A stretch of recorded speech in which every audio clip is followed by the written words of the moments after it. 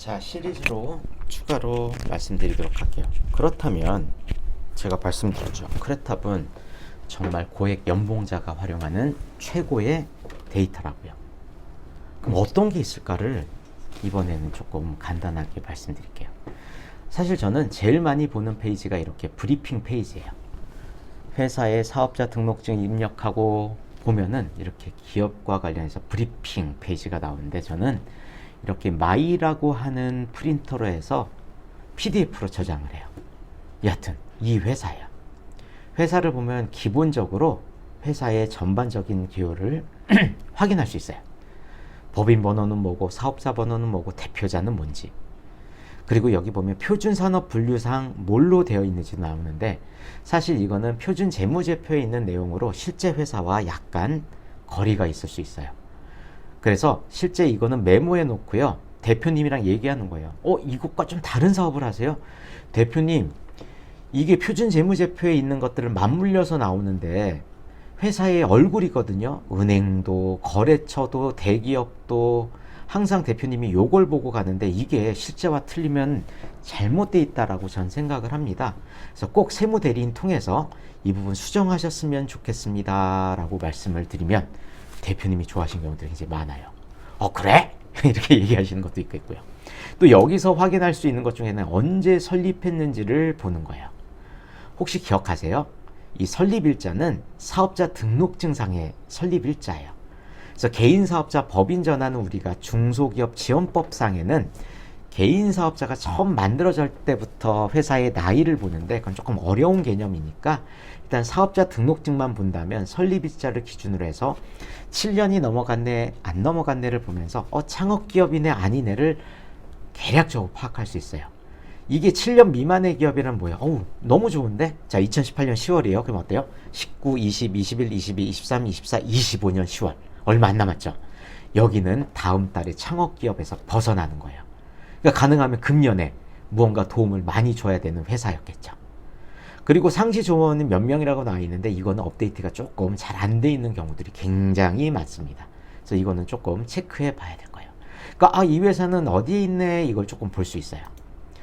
그래서 대표자가 누군가, 그래서 클릭하면 대표자의 나이, 성별, 실직 현장인가 아닌가, 신용은 어떤가에 대한 러프한 자료를 확인할 수도 있어요.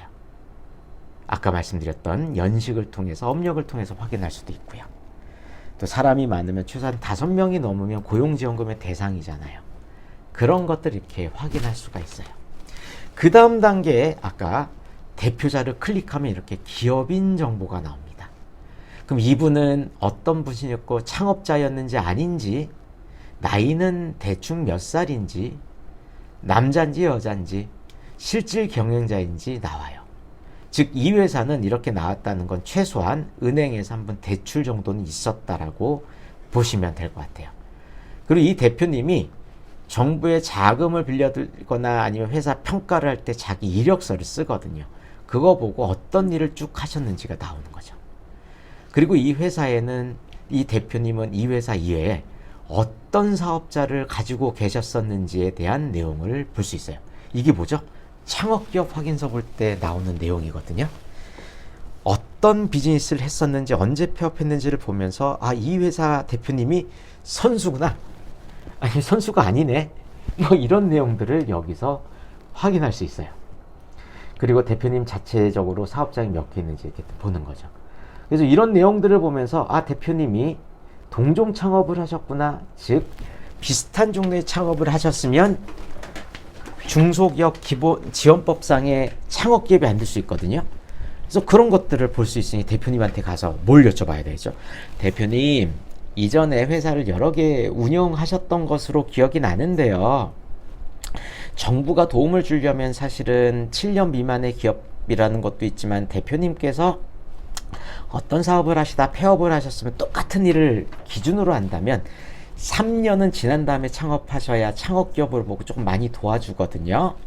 그래서 대표님 회사, 지금까지 걸어오셨던 대표님의 회사 사항을 한번 말씀 들어보고 제가 딴지를 들든 내가 아이디어를 떼서 어떻게 도와드릴 수 있을지에 대해서 한번 고민 좀 해보도록 하겠습니다. 이런 내용들을 여기서 볼 수 있는 거예요. 근데 여기서 실질 경영자가 아니다 이러면 굉장히 어려울 수 있어요.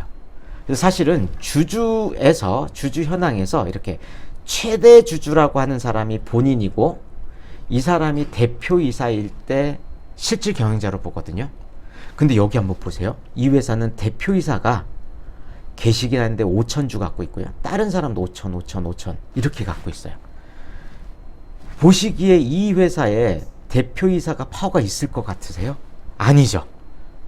그래서 이거는 실질 경영자가 아니라고 보는 경우들이 많은 거예요. 그래서 정 안 되면 이 회사 같은 경우에는 네 분이 각자 대표나 공동대표가 되시거나 아니면 우리 대표님이 주식을 좀 더 많이 가지고 계셔야 회사를 믿고 정부가 돈을 빌려줄 수 있어요 라고 하는 내용들을 안내할 수 있습니다. 왜 그럴까요? 요즘 연대보증이었거든요. 예전에는 연대보증이 있으니까 그럼 대표이사가 연대보증 하세요 라고 하면 됐는데 지금 그런 게 없어요. 그러니까 안 되는 거죠.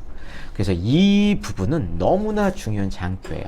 아까 브리핑이라고 하는 데에서 대표님을 클릭하면 나온다고 했어요. 그래서 이걸 보면서 대표님이 어떤 컨디션으로 이 회사를 운영했는지를 볼 수 있습니다. 그리고 나서는 이 회사의 신용과 관련된 내용들을 볼 수 있어요. 이 부분은 다음 차수에서 차근히 또 안내해 드리도록 하겠습니다.